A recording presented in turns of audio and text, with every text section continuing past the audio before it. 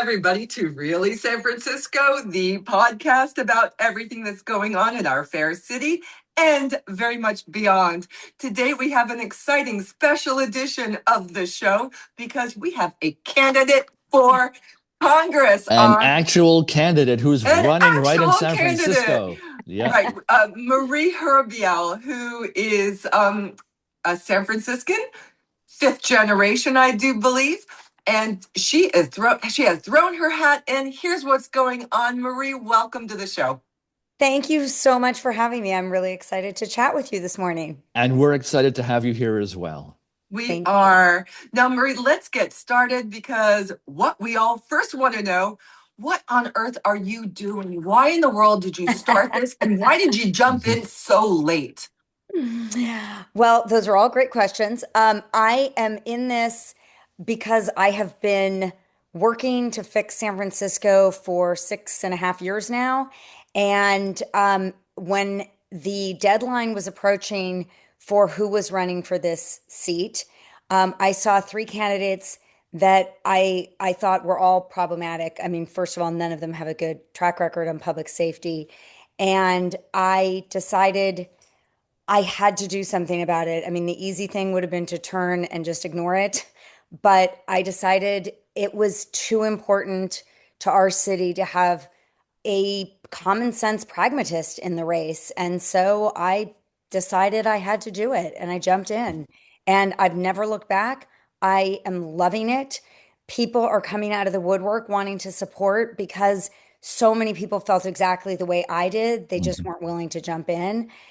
Please, we need someone else. We need someone in this whole wide lane of common sense. We just want to get things done.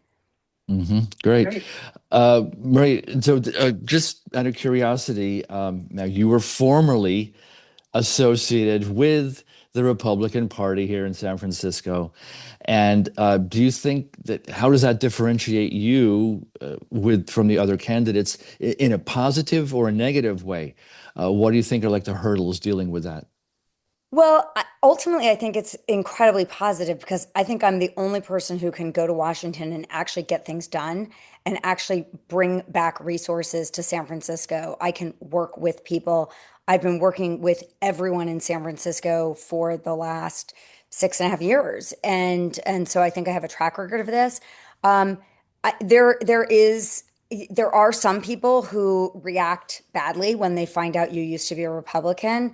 I mean, let's remember Hillary Clinton used to be a Republican. There are a lot of people who used to be Republicans who are now Democrats. So I think those people who feel the need to assert a purity test wouldn't assert it to other people. They're not asserting it to Hillary Clinton. But they also are probably people who are just looking for a reason to not like me or to not pick me. They're people who are so firmly entrenched on the far, far, far left. They were not my voters anyway. I would still Mhm. love to appeal to them and I would still absolutely represent them in Congress. That's But true, yeah. but there's a lot of people who have just a built-in dislike of anyone who they don't think meets their purity test. And so that's Hmm. unfortunate. But I think to the vast majority, people recognize I have very centrist views, and Hmm. I'm going to bring that to Congress and be able to work with everybody.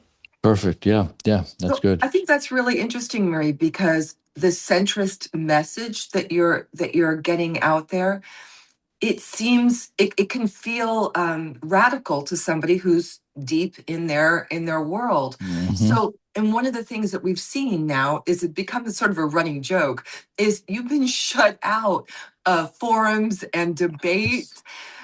Do they not want to have your voice? What is going on, and how are you reacting to that? Because it's almost comical at this stage. It's almost comical. We're reacting, really well. We're fighting. We're fighting to get into as many as we can. But at the same time, it's actually been unbelievably inspiring for a lot of people. The KQED forum, which was the first one I was shut out of, was on the last night of the quarter. So we were just sending emails and making phone calls saying, we've been shut out of this debate. And people were furious. We had so much money come in that night. As the other three were debating, I was making phone calls and the money was rolling in, and the number of donors was rolling in because the League of Women Voters debate, they require you to have a minimum number of donors.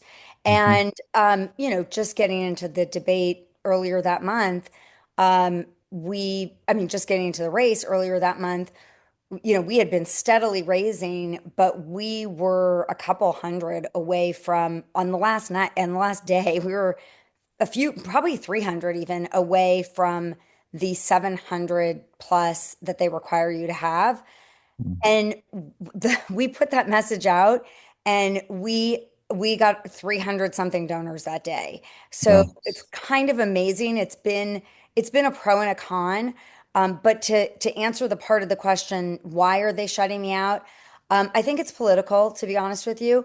And it's kind of ridiculous, right? I mean, it's like, are we really going to play this game now? Is It's kind of, I think, embarrassing for the outlets. But the three of them, the three other leading candidates in the race, Shoykot, Connie Chan, and Scott Wiener, are shades of the same ideology. They're very similar. There's very little light between them, and so I represent something totally different.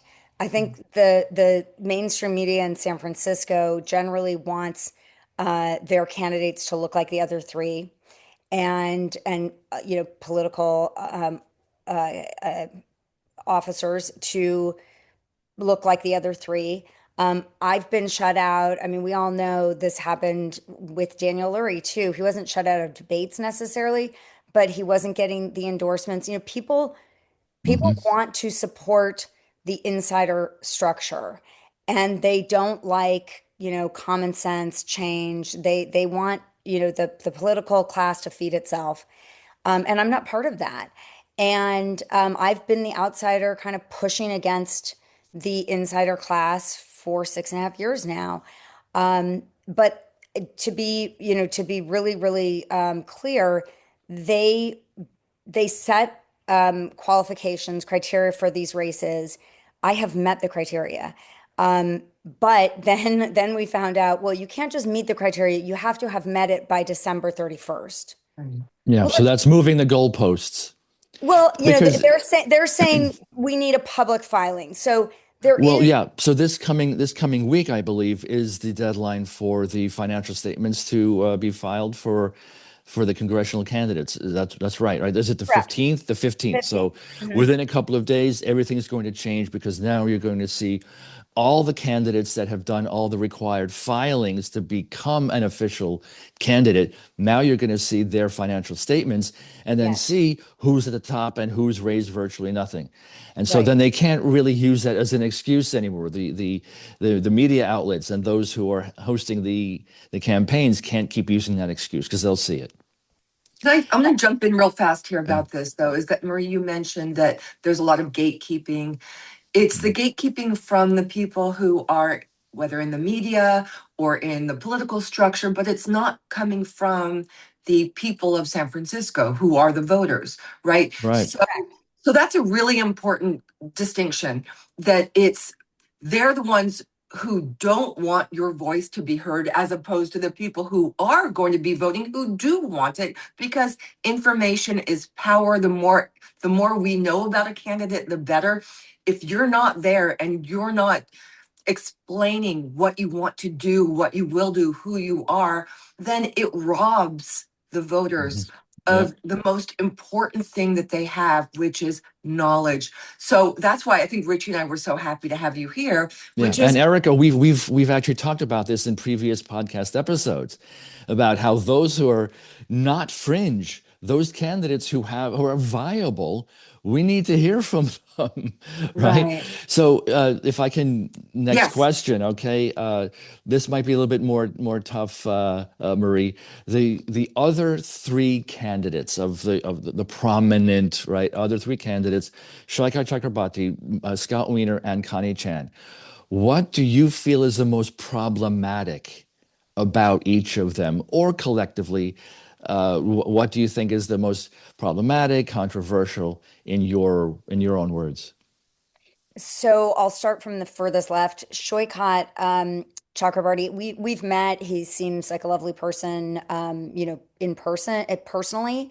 But I strongly disagree with most of his politics. There are some things we agree on, like the anti-corruption message of maybe members of Congress should not be allowed to trade stock Mhm. on information that that they're privy to that the rest of us aren't. Um, but he worked for AOC. He is a Democratic Socialist. He's a Bernie-crat. So we are definitely very far apart on what we view as the way to move America forward. Um, Connie Chan, we've definitely agreed on some things, and I've appreciated that she stepped up, to fight to open the Great Highway, or at least agreed with it. Um, there are definitely things that she's done well, and we've worked together. As the head of Connected SF, I work with a lot of the elected officials. We've had her come and speak. But she's a pretty far left progressive. She has stood for dismantling the police. In the past, she has her views on taxes and just sort of Mhm. increasing taxes to pay for, a bloated bureaucracy. I don't agree with. So that's probably, her sort of whole very progressive bent. I would say is a big differentiator. And then Scott Wiener. The there are so many things that I disagree with Scott Wiener. He's trying to portray himself as a moderate, but there is absolutely no way that someone who opposed Prop 36 is a moderate. He did not oppose Chesa. He did not, support. Mhm. Describe what Prop 36 is, please. So, Prop 36 fixed Prop 47. So, Prop 47 is what allowed for rampant retail theft in California. And we saw it just completely exploded in San Francisco in the past several years. Prop 36 on the 2024 ballot was a state level proposition, California proposition that fixed the loopholes that were allowed in Prop 47. And Scott opposed that. It passed by 70%. Scott opposed it. I cannot imagine what he was thinking. But that's a really clear signal. He also blocked Alexandra's law at least four times in the state Senate. He was on the Public Safety Committee. He and I had a conversation about this, and he's like, "Well, you know, this is something we can do." I said, yeah, but it's actually chicken. It's very cowardly. So the Public Safety Committee does not have you. You can just leave the room for a vote. So you don't have to vote no. You can just leave the room. So there are seven members, and he and three other members just would leave the room when they didn't want to vote on something, which is which is killing it. It's a way to Yeah. kill it. There was a whole huge news report on it. These mothers who were begging for this to be passed, started speaking out, and it was exposed, in the media. But again, you're Wow. going to have to explain what that law was. And it was a Yes. wonderful law. And I think Mhm. it's going to continue. So go ahead. It was basically folded into Prop 36. Right. Mm. So Alexandra's Law was a teenager thought she was taking a kind of like upper, something to keep her up, like Adderall or something to keep her up to study for a test, and it was laced with fentanyl, and she died. Mm. And the Alexandra's Law would put a requirement that if you kill someone, if you sell or distribute a product that has fentanyl in it and it kills someone, then the next time you could be warned that the next time you kill someone. So, I mean, the The softness of this is mind-boggling. Hmm. The next time you kill someone, you might be charged with murder. So it's the similar to the DUI statutes, where if you kill someone drunk driving, you will be warned that the next time you could be charged with murder. So Scott opposed this, completely opposed this. And, I think that's incredibly problematic. It was blocked 4 times. It was sponsored by a supermajority of senators. So it is something that had broad bipartisan support. It would have easily, passed the vote. And he and 3 other people used their power to block it, which is super, super unfortunate. And so those are two of the two of the reasons. There are many more. I mean, he has reduced penalties for people who purchase children for sex. He Hmm. has removed tools from the police to rescue children who are being trafficked. There is nothing. Scott Wiener has one of the worst public safety records in California, and he's trying to call himself. He has tried to call himself a moderate in recent months, and that's just. I mean, I think those are all pretty extreme situations. Well, I mean, that's a great segue into the next question, which is really what does, I mean, if you were to advance, right? You get into Congress, the three primary duties that you would have would be legislation, representation, and constituent services. So Hmm. for legislation, is there any sort of bill or resolution that you would like to advance straight from the beginning? Is there something that you would like to push for? Because Yes, this is different than in San Francisco having a city hall bill or something that Correct. Mayor Lurie would want to propose or push, or different Right. from the state in Sacramento. This is national. Correct. absolutely. Well, so my top priorities in going to Congress would be affordability, addressing the affordability crisis that I think everyone is feeling right now, public safety, and really enhancing prosperity through a number of means. And affordability and prosperity go hand in hand. And I would be looking to address things like bringing down an inflationary spending, just cutting out inflation, our excess spending that is causing inflation. I'd be looking at energy. I have all kinds of ideas on actually advancing nuclear energy, which would bring down costs dramatically for consumers and is also the most clean option available. Um, so a lot of ideas on the affordability and prosperity front. And then in terms of public safety, there are a couple of key things I would want to do right away. And one of them is really promote and fund the federal government addressing complex international crime. So, for example, on our streets, we are all very aware of the fentanyl crisis, the open air drug markets that are becoming less, but there's only so much SFPD can do, and they're doing a great job. But this is a federal problem. The fentanyl is flowing into this country across our borders. It is being obviously illegally smuggled here. And so the federal government really needs to put more resources into attacking this crisis, and that is one of the things I would be doing. There's also just rampant consumer fraud right now, which you may or may not be familiar with, where a lot of it is coming from a few key other countries, and so I think it could be very targeted and very fruitful to immediately address those relationships with those countries and stopping this uh, consumer fraud that is deeply impacting individual lives. Like, you have your whole identity stolen. You have to shut down bank accounts. You lose money. It's adding on top of an affordability crisis. You're now dealing with a very stressful situation. So those are two sort of immediate things on the public safety front that I would want to address. Mhm.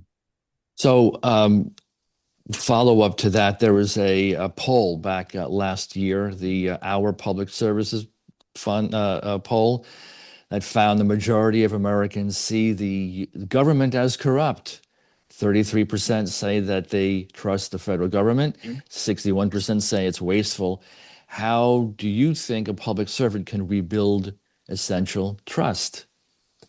Well, I think there's a couple of ways that immediately come to mind for me. One is, and I mentioned this before, Shoykot also supports this, um, is eliminating, banning stock trading Mhm. among people in office. Number one. Number two, I want to see the our elected leaders bound in the same ways that we are. So, for example, when the ACA passed, the Affordable Care Act, many years ago, Congress exempted itself from that. Mhm. Congress gave themselves better health care than they gave the American people. I think that is abhorrent, frankly. Mhm. They work for us, not the other way around. And when I'm in Congress, I'm going to always keep that in mind that I work for the American people. They don't work for me, and I should never be elevated above them. I don't I find it just mind-boggling that that Congress people 20 years ago or 15 whenever this was 18 years ago thought that that was okay. So, immediately just ending any kind of preferential treatment for for federal officials, um, I think would go a long way to restoring public trust. The what we've seen coming out corruption wise across the country recently, a lot of that is at the state level. But we also know it exists everywhere, and I would be a fierce watchdog for the American people on that topic. So, Marie, also on this same topic, people don't have trust in their government, especially when you have a situation where we're being asked to pay more, increase these taxes, right? When you don't see an effort to rein in spending. It is extremely frustrating. I used to do budgeting for individuals, and there were only three answers to a screwed up budget. One, you add to the coffers, you increase your income. Two, you reduce your spending. Or three, you do both. And we have a serious problem right now. Can you and that does erode trust when the public is consistently asked to pay more when the government is saying we're not going to spend less, we're not going And to that figure this out. and that's not just a federal problem, that's a state problem, that's a city. State, San Yeah, Francisco, we all, BART, yeah, Muni, you name everything. it. Yeah. Can It's you all a address common, this? it's a common problem, common denominator, overspending. It is. And then when you look at it in light of the other three primary candidates, Mhm. I think you probably do have slightly, if not slightly, a radically different perspective on this. Can you talk about that? Absolutely. I mean, government should make life easier for people, not harder. And I think government overspending and just massive wasteful spending that we've witnessed coming out over the last 6 months, I would say, all over the country is contributing to the affordability problem. When people are told you're going to need to pay more in order to fund rampant waste, they don't feel good about that. I'll give you an example. When I very first started looking into San Francisco and what was going wrong, when Chesa Boudin was elected, I left my job, as everyone probably knows at this point, in order to spend 1 year kind of digging in and fixing my hometown. And I'm still here. I'm still doing it. Mm. It wasn't the easy fix I thought it was going to be. But one of the first things I encountered was the June 2020 budget cycle. Um, the Board of Supervisors was voting on the budget, and I had gone through the budget. I didn't know as much then as I know now. So I spent some time doing this, but I didn't totally understand. And we got to the board of supervisors meeting and everything was remote. So I was on the phone, all night, waiting for my turn to speak. And it was, was something that went way into the morning. They voted all, city employees a 3% raise. Hmm. They had to they had to raid our rainy day fund. They had to raid our reserves in order to do this. And it was 3 months into the pandemic. They're putting this on the backs of people who had lost their jobs, Hmm. who had lost their businesses. Regular citizens weren't able to just turn around and turn on a spigot and get themselves more money. That Hmm. came from us, and we're still paying for it every day. It has resulted in the deficit that we see today. This is the kernel of it. This is what started it. And, these things compound.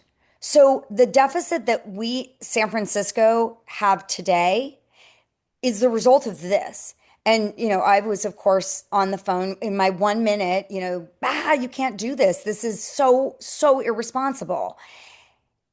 We need more responsible people because, one thing that a lot of citizens don't pay attention to or realize is all these bonds and things that we put on the ballot. Those bonds actually cost us way more than people realize because the interest payments on those bonds are are coming from the general fund.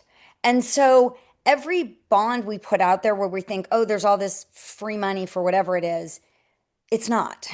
The interest payments need to be made, and those, $50 million a year interest payments are taking from services that could be provided to citizens. So the whole thing is a very ugly spiral. And, at the local level, there's a lot we can do, and I've really dug in on this here. And I would expand, obviously, this to the federal level as well. I think we need to get our spending in check. I think we first need to root out the waste, fraud, and abuse.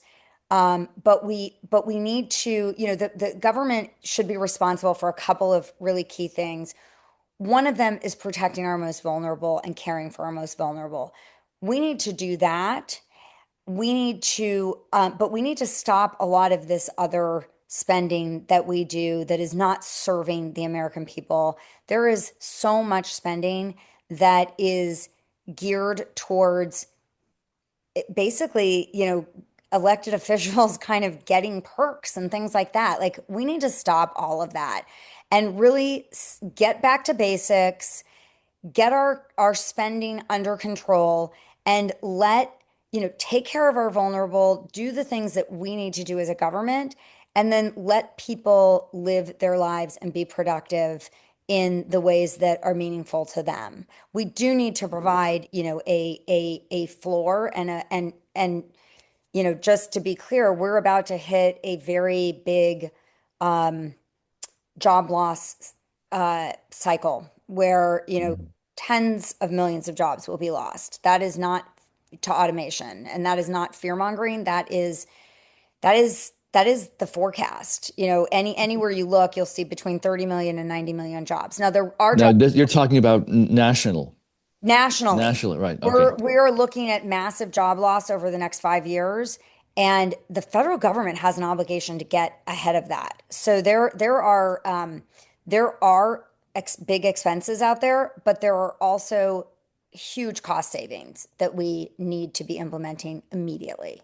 So let me ask about this now, just more of a conceptual thing that we see your three opponents doing nearly constantly, along with other existing members of Congress, leadership of governors of states and local.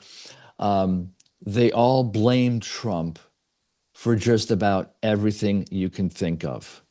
So, do you think that Trump should be a main topic of discussion here, a main recipient of finger pointing? And do you think that Trump should be blamed for the L's of San Francisco or of California or federally? Well, I think Trump has, I think he has made a lot of mistakes. So I'm not gonna say he's doing a bang up job right now. I think the war in Iran is a tragedy, and we need to have an end in sight immediately. Um, I think inflation has gotten out of control. I think prices have gotten out of control. I think this was a bread and butter item that he had focused on in his campaign, and it really needs to be addressed. It still has not been addressed, and it really needs to be addressed. So there are a whole lot of criticisms that are fairly aimed at Donald Trump. The ails of our city have nothing to do with the federal government. They have to do with totally incompetent leadership for many years. And of course, you both know I was Connected SF and myself were the first people to back Daniel Lurie, endorse him, and we were the only people to endorse him number one in his race for mayor. I think he is doing a great job.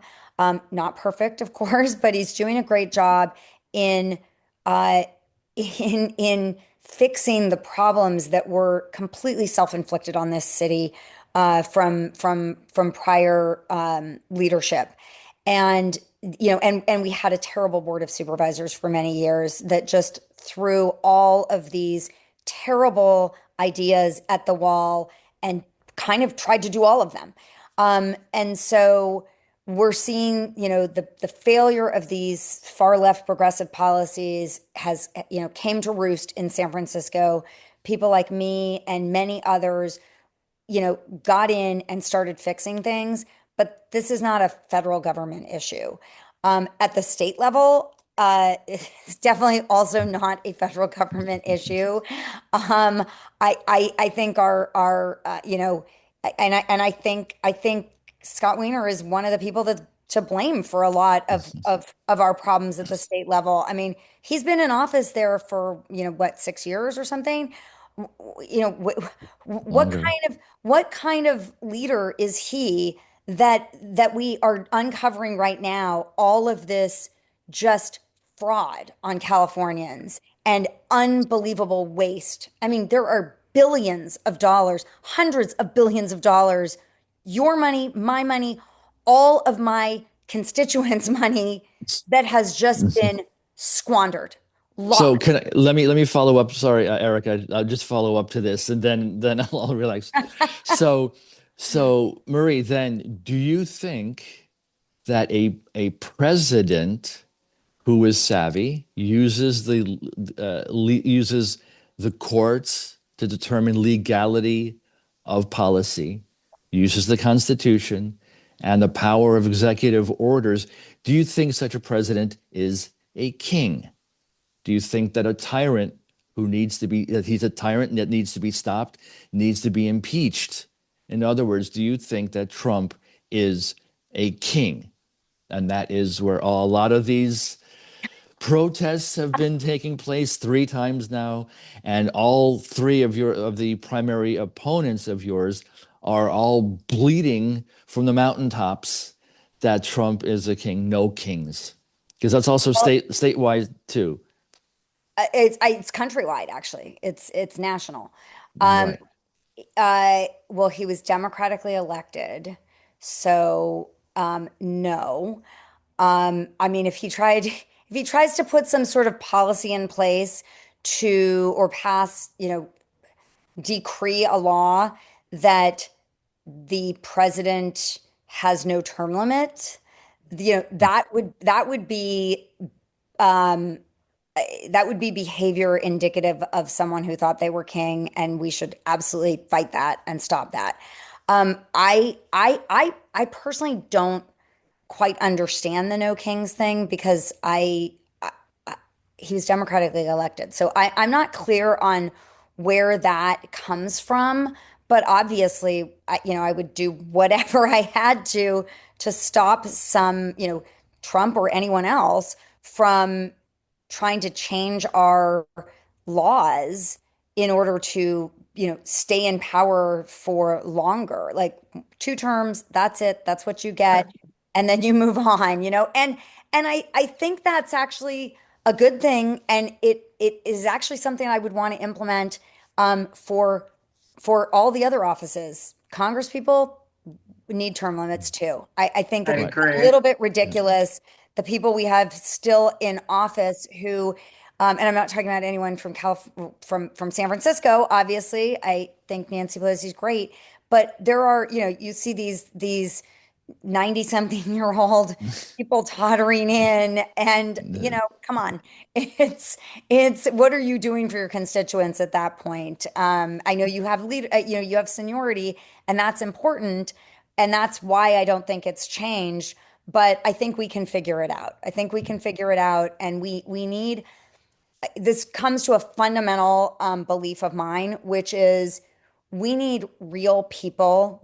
Our country was founded on real people serving in government and going back to their real lives. It was never intended that people would just sit in offices forever.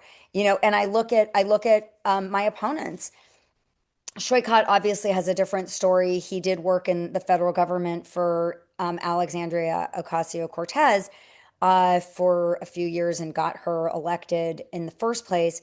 But he's not the lifer in politics that Connie and Scott are. These are two people who have, I'm not aware of any other jobs that they've had. I mean, they might have, worked in a bakery or something in high school, but I'm not aware of any positions that they've had in their adult careers that have not been paid for by us.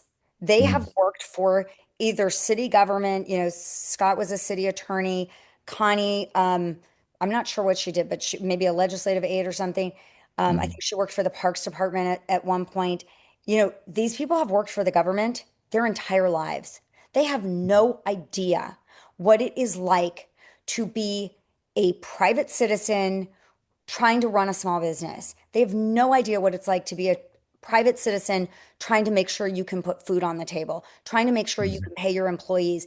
It is it is a huge failure of our system that people don't have to have any understanding of the people they supposedly serve.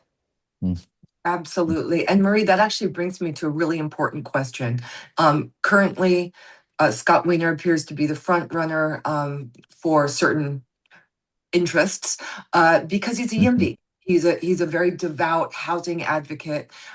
No, something in San Francisco that we desperately need is to have more of a way to get families here, young people get married, have children, grow roots, and then come out with that next generation of committed San Franciscans. It's really tough. So where do you stand on the housing element and YIMBY versus NIMBY? And are you either? Are you neither?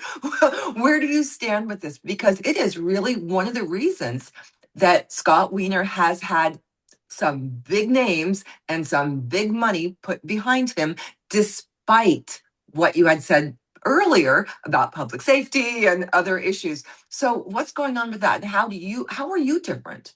And will this bring families back? How can this all be Right. wrapped together to bring families Big back to San question. Francisco? Yeah, yeah. Well, And so sorry, real fast. Neither of all three of those candidates, none of them have families. They don't have children. um, Is that correct? actually, no, that's not true. Oh, is No. that Scott has no children. Scott right? has no children. Has, as far as I know, does not have a John partner. Cutt does not have children, as far as we know. Shoykot Does has a Connie? daughter. Oh, she does. Shoykot, Okay. yeah, Shoykot has a daughter, and Connie has a son. Oh, I Um, didn't know that. Okay. Yes, I don't know if Shoykot is married, but I know Connie is married and has a son. Okay. Um, and But Scott Wiener for sure, no.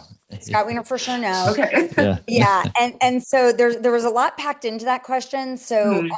let me address quickly the families and children aspect of it first, and then the housing aspect. Fine. We need to fix our educational system here, full stop. Our system in San Francisco is our educational system in San Francisco is so broken. I think we're starting to climb out of this mess that was left by, Allison Collins and Gaby Lopez et al. Um, but there's a lot of work to be done, and families are not going to stay here if we do not have a world-class educational system. This is San Francisco. This is the technological center of the universe. This is one of the greatest cities, if not, in my opinion, the greatest city in the world, in my hometown, so I love it dearly. Right. Um, it is embarrassing. It is completely unacceptable, the state of our public education system. And that is not to say there is not fantastic public education currently in San Francisco in pockets, but we need it across the board. We need to fix what's broken in our educational system if we want families to stay here. And I have not seen a lot of leadership on that. I know, our board is working, our board of ed, there are people who are working really hard, but we need to do more. Um, and we need to, that's another place where there's been a lot of questions about spending and where is the money going. There's a lot of money that goes into our public education system, and it doesn't seem like it's getting to the teachers and kids. So we really need to address that. So that is, just talking about families. That's definitely a key issue. And the question, am I YIMBY? Am I NIMBY? I am a common sense pragmatist. We need to build housing, and here's what confuses me. Scott has been working at this for years now. I'm not seeing a lot of housing being built. So I don't understand his Mhm. claim that he's done all this great work in the housing in the housing front. I'm not really seeing it. What I'm seeing is the family zoning plan um, had basically it upzoned the parts of the city that are already fully built. So if your premise is we want to build more housing as quickly as possible, you should be upzoning other areas of the city that have a lot more empty land. That is really confusing to me. I've never understood that. I've never been able to figure out what was going on there because the premise versus the policy are not in alignment at all. So it's Oh, it's so Mhm. Scott says I'm, for we need to build housing immediately. I've done all this work on this. Where is it? And if Mhm. that's your premise, if you're saying we need to build all this housing immediately, why are you only advocating upzoning areas of the city where you first have to demolish? exactly. That That's does right. not, Erica and I, we've talked about this back and Yes, I'm forth like, you're constantly. looking at areas Yeah. that are already built Yeah. up. Yeah. You can exactly. turn your attention away from those and to areas that have lots of space and areas and potential Where it's without appropriate. disrupting. Where it's Right. appropriate. Yeah. So, Exactly. Yeah. Marie, Yeah. And Yeah. what we we did with Connected SF, just to wrap up this conversation. So again, I'm a common sense pragmatist on all fronts. We need more housing. I support the building of more housing. And what I did when the family zoning plan was proposed, I did a little road show with all of my neighborhood groups. We have, you're aware of Connected SF, 11 neighborhood groups, one in every district. Plus we have some specialty groups, but I went around, we held Zooms, we held conversations and really asked for feedback. So what do people like? What do people not like? Because, my goal is to serve San Franciscans. That is what we do at Hmm. Connected SF. Um, and I got a ton of feedback, distilled it into 9 principles and one recommendation. And the 9 principles were things like, don't allow building where it's going to ruin public vistas. Like we, the people of San Francisco, own the beauty of San Francisco and don't take that away from the public. So don't put thing like the Marina Safeway project. Yeah. Don't put things that will block the Yeah. public's access and view of our beautiful natural vistas. So that was one of them. There was a whole list of 9 principles, guiding principles that we wanted to be adopted. We weren't objecting to, my members weren't objecting to zoning at all, but they were saying, let's be smart about it. And then the one recommendation was my members in District 10, where there is a lot of land that could actually be used to build high rises today. There was no upzoning there at all. Mhm. And they were furious. Why are you not upzoning here? We need more density. We don't have enough grocery stores. They Mhm. want density to bring goods and services, Duh. That's more like amenity. No, duh. It's to, Duh. crazy making. It Yeah, is yeah, yeah, crazy making. Marie, we are out of time, but I oh want to no. ask the yeah. last thing. If there's anything that you really want to get out to the voting public, San Franciscans, that you Yeah. haven't mentioned yet, what is it that you want to say? And maybe you've been on stage at a debate, right? You've been challenged or asked a question, and you have not been able to say it. This now is your time. Oh, thank you so much. Well, I really just want people to know I work for them. I want to go. I already work for them. I Connected SF fixes things in San Francisco every single day. This is what I've been doing for 6.5 years. And it's been so amazing because we fix things and we move on. It's been so amazing to me. So many people have come out of the woodwork when I announced I was running and said, thank you. You've done more to fix things in my life or to improve my life in San Francisco than any elected official ever has. So I am so grateful and I'm so excited that you're actually running. So, I just want the public to know, like, I'm here for you. I'm here to serve you. I don't care what your opinions are, what your beliefs are. I don't care how they differ from mine. I will listen to you and I will absolutely advance policies for for the benefit of San Franciscans and Americans and not for myself. I am not a lifer. I am not a person who has been, just working my way up the pecking order on the inside of politics. I'm a person who has just done it on my own, fixed things in San Francisco because I care and I believe in this city and I care and I believe in America. Very good. Now, And Richie and how I, can I was just I how was can going we to say, find you? Richie, Yeah. Richie and I are going to be inviting the other Yeah. candidates to come on and to explain their perspectives and their hopes and dreams for this position as well. How can people get in touch with you, Marie? Votemarie.com is my website. And if they want to just kind of get more directly in touch with the team, it's team@votemarie.com. And we have a number of people who man that email inbox. So definitely reach out either of those two ways. We have tons of volunteers. We have tons of fun with our volunteers, and we'd love to have them work with us. We'd also love any house parties anyone wants to do. I'm happy to come speak with anyone anytime. Perfect. Okay, well, that wraps another fun edition of Really San Francisco, a special edition with candidate for Congress House. What is that? That's California 11. That's the Yes, district. Yes, District. Marie Hurabiell. Thank you so much, Marie. We Thank really you. enjoyed learning a bit more, giving you a bit more time to talk to our listeners and our viewers. Absolutely my pleasure. Thank you Okay. so much. Have a great Sunday. Thank you, everybody. Really, San Francisco signing off. Thanks for joining us.